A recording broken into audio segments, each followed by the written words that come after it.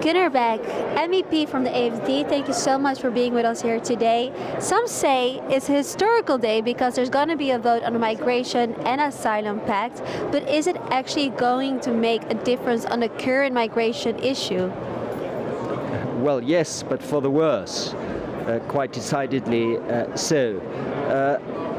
Let me make one initial remark. The Dublin system has been in operation for over 20 years now. The Dublin system is actually a good system if it were properly applied. The problem with Dublin has never been that it was misconceived. The problem has always been that it was never properly applied.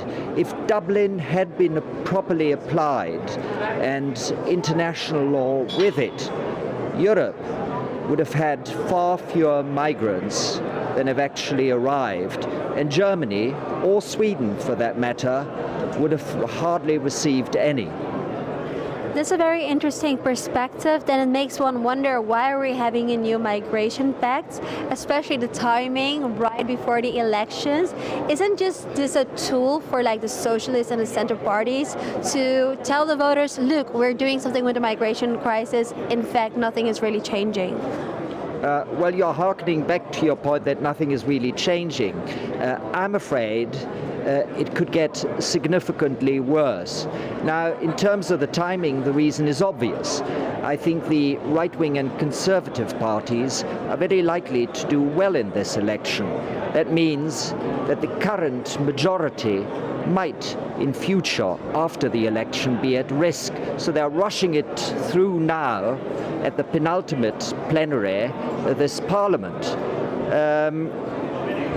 And they're selling it as a measure to limit migration. But in fact, the opposite is the case. Let me briefly explain. This migration pact first aims to introduce new, safe pathways for migrants. So they will be directly flown into the EU and their arrival will be facilitated. Second, family reunification will be extended to uncles, half-siblings and spouses which may have been found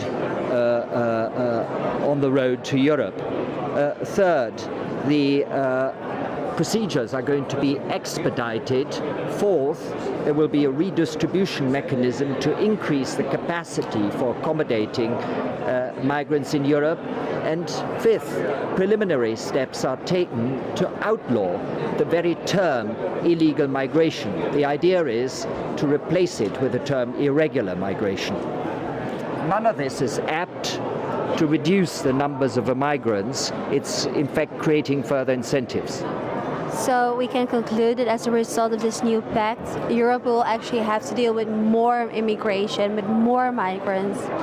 We needn't only, we can safely assume this, and it's almost a certainty. And the last question, what about the search and reach migrants? Are they receiving a special treatment in this pact?